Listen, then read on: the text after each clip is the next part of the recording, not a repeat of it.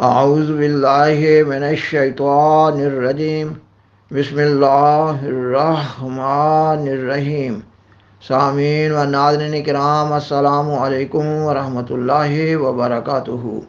سیدنا حضرت خلیفۃ المسیح ثانی المصلح الموعود رضی اللہ تعالیٰ عنہ کی ایک کتاب منہاج الطالبین کے بعد منتخب حصوں سے قسطوار پروگرامز پیش کرنے کا سلسلہ جاری ہے۔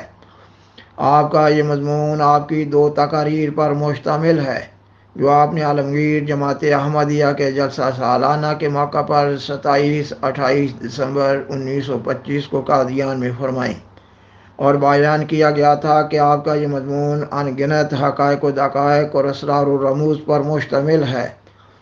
آج کے پروگرام میں اس مضمون کی 8ویں قسط پیش کی جا رہی ہے۔ گزشتہ سے پیوستہ حضرت خلیفۃ المسیح ثانی رضی اللہ تعالیٰ عنہ فرماتے ہیں، اب میں موٹی موٹی تشریح بدیوں کی کرتا ہوں۔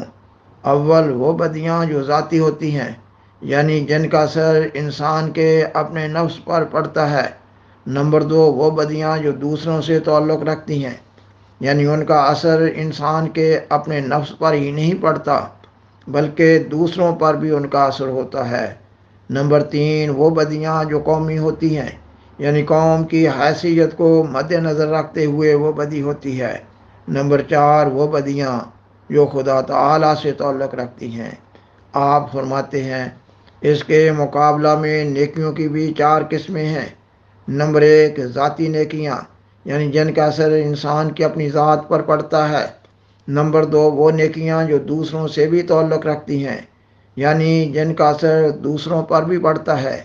نمبر 3 قومی نیکیاں جو بحیثیت قوم نیکیاں سمجھی جاتی ہیں۔ نمبر 4 وہ نیکیاں جو خدا تعالیٰ سے تعلق رکھتی ہیں۔ آپ فرماتے ہیں، اب میں ان بدیوں کو بیان کرتا ہوں جو ذاتی بدیاں ہیں، اور ان کی موٹی موٹی بدیوں کی لسٹ دیتا ہوں تاکہ ان کے ذہن میں آنے سے ان سے بچنے کی طاقت پیدا ہو۔ ان سے آگے جو بدیاں ہیں وہ الہام کے ذریعہ بتائی جاتی ہیں۔ آپ فرماتے ہیں، نمبر 1 تکبر، یعنی اپنے نفس میں اپنے آپ کو بڑا سمجھنا۔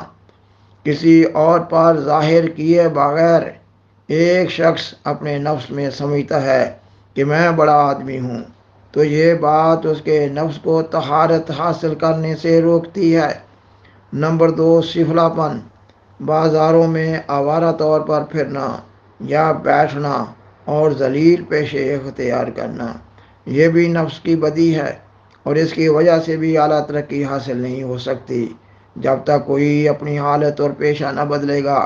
نمبر 3 جلد بازی، کسی کام کو بے سوچے سمجھے جلدی میں اختیار کر لینا، اس کا نقصان بھی اختیار کرنے والے کو ہی پہنچتا ہے۔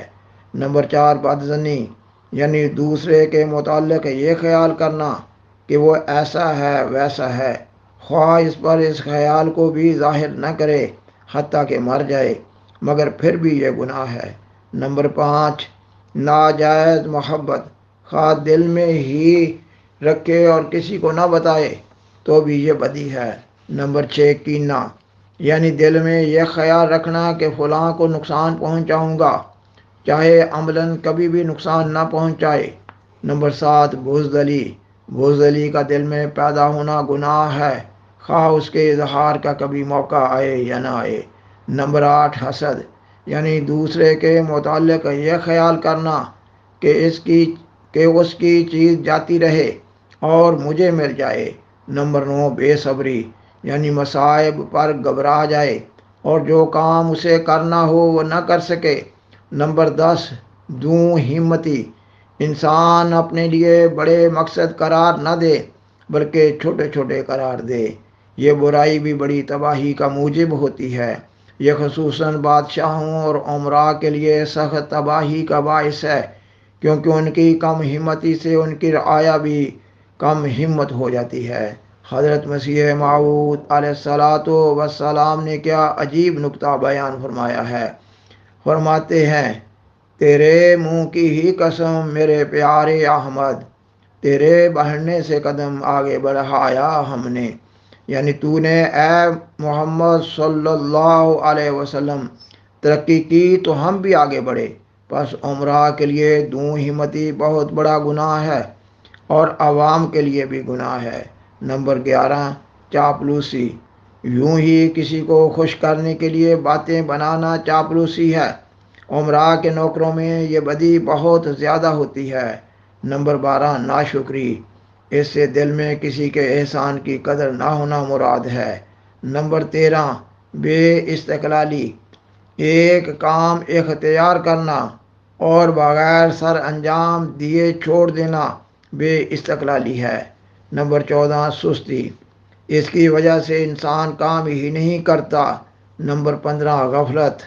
نمبر 16، حق کا انکار۔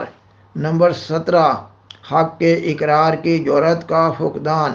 نمبر 18، ناجائز نزاکت، یعنی وہ وجود جنہیں نزاکت نہ کرنی چاہیے وہ کریں یا کوئی اس حد تک نزاکت کرے کہ عمل سے ناکارہ ہو جائے۔ نمبر 19، جہالت، یعنی علم حاصل نہ کرنا۔ نمبر 20، حرص، اس میں مبتلا ہونا بھی برائی ہے۔ نمبر 21، ریا، یعنی لوگوں کو دکھانے کے لیے کام کرنا۔ نمبر 22، بدخواہی، دل میں دوسرے کے نقصان کی خواہش رکھنا۔ نمبر 23، ہمت ہار بیٹھنا، ذرا مشکل کا سامنا ہوا اور کام چھوڑ دیا، یہ بھی خاص طور پر عمرہ کی بدی ہے۔ نمبر 24، بدی سے محبت، یعنی بدی کو دیکھ کر برا نہ منانا بھی گناہ ہے۔ نمبر 25، ہر قسم کا نشہ بھی بدی ہے، اس میں شراب، افیون، بھنگ، نسوار، چائے، حقہ سب چیزیں شامل ہیں۔ بعض چیزیں ایسی ہیں جو غذا کے طور پر استعمال کی جاتی ہیں، جیسے چائے ہے، اگر اس کی ایسی عادت ہو کہ چھوڑنے پر صحت پر اثر پڑے تو اس کا استعمال بھی برائی ہے۔ ہو سکتا ہے کہ ایک وقت یہ ضرورت پیش آئے کہ انسان دور دراز دیہاتوں میں تبلیغ کے لیے جائے، اس وقت اگر وہ سماوار اٹھا لے جائے، یعنی چائے بنانے کا سامان وغیرہ، اور چائے کا انتظام کرنا چاہے تو یہ ایسا بوجھ ہوگا جس کی وجہ سے وہ بہت مشکلات میں مبتلا ہوگا، کیونکہ اسلام یہ چاہتا ہے کہ ہر ایک مسلمان سپاہی بنے اور جہاں بھیجا جائے فوراً چلا جائے، اس لیے وہ اس قسم کی عادتوں سے منع کرتا ہے جو رکاوٹ کا باعث بن سکتی ہیں۔ میں نے کئی دفعہ سنایا ہے، ایک دفعہ ایک سفر میں ایک پٹھان کی نسوار ختم ہوگی تو اس نے ایک کشمیری سے نہایت لجاجت کے ساتھ پوچھا، کیوں بھائی تمہارے پاس نسوار ہے؟ یہ دیکھ کر میں نے کہا، نسوار نے اس کی گردن اس کے سامنے جھکائی ہے۔ آپ فرماتے ہیں، یہاں کئی لوگ آتے ہیں جنہیں حقہ کی عادت ہوتی ہے، پھر وہ اس کی وجہ سے کئی فوائد سے محروم رہ جاتے ہیں۔ ابتدا میں ہمارے ایک رشتہ دار تھے جو حضرت مسیح موعود علیہ السلام کے سخت مخالف تھے، اور لوگ یہاں آتے وہ انہیں گمراہ کرنے کی کوشش کرتے رہتے تھے۔ ان کی عادت تھی کہ اپنے صحن میں چارپائیاں بچھا کر حقہ رکھ دیتے، لوگ حقہ کو دیکھ کر جاتے اور وہ گمراہ کرنے کی کوشش کرتے اور کہتے ہم ان کے رشتہ دار ہیں اور ان کے حالات سے واقف ہیں، اگر کوئی بات ہوتی تو ہم نہ مان لیتے۔ اس طرح کئی لوگوں کو ٹھوکر لگ جاتی۔ ایک دفعہ ایک احمدی آیا اور حقہ پینے ان کے پاس چلا گیا۔ اسے پہلے تو حضرت مسیح موعود علیہ السلام کے خلاف باتیں سناتے رہے، لیکن جب وہ خاموش بیٹھا رہا تو پھر اس کے سامنے حضرت مسیح موعود علیہ السلام کو گالیاں بھی دیں، اس پر بھی وہ کچھ نہ بولا۔ آخر اسے کہنے لگے کہ تم کس سوچ میں ہو، کیوں کوئی بات نہیں کرتے؟ وہ کہنے لگا، میں اس سوچ میں ہوں کہ حقہ کی خبیث عادت مجھے یہاں لائی، اگر یہ نہ ہوتی تو میں نہ یہاں آتا اور نہ حضرت صاحب کے خلاف باتیں سنتا۔ اس وقت میں ضمناً یہ کہہ دینا چاہتا ہوں کہ پہلے بھی کئی بار اس طرف توجہ دلا چکا ہوں کہ حقہ بہت گندی چیز ہے۔ اسی طرح دوسرے نشے بھی سخت مضر ہیں، ان کو ترک کر دینا چاہیے۔ بعض نشے ایسے ہیں جن کی وجہ سے جھوٹ کی عادت پڑتی ہے، میں ان کے نام نہیں لیتا کہ جو ان کے عادی ہیں ان کے متعلق بد ظنی نہ پیدا ہو، مگر یہ بات بالکل سچی ہے بعض نشوں سے اعصاب پر خاص اثر پڑتا ہے، اس لیے کسی نشہ کی بھی عادت نہیں ڈالنی چاہیے۔ مجھے کسی چیز کی عادت نہیں ہوتی، میں ہر چیز جو ہے استعمال کرتا ہوں، اگر چھوڑ دوں تو کوئی تکلیف نہیں ہوتی، لیکن باوجود اس کے چائے جس کا استعمال ہمارے گھروں میں ناشتہ کے طور پر ہوتا ہے، کبھی کبھی پینا چھوڑ دیتا ہوں کہ عادت نہ ہو جائے۔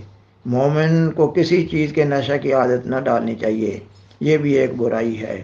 سامعین و ناظرین کرام، بالآخر درخواست ہے کہ برائے مہربانی اس پروگرام کو دوسروں سے شیئر کریں اور حاضرہ کرم اس چینل کو سبسکرائب کریں۔ جزاکم اللہ تعالی احسن الجزا، شکریہ۔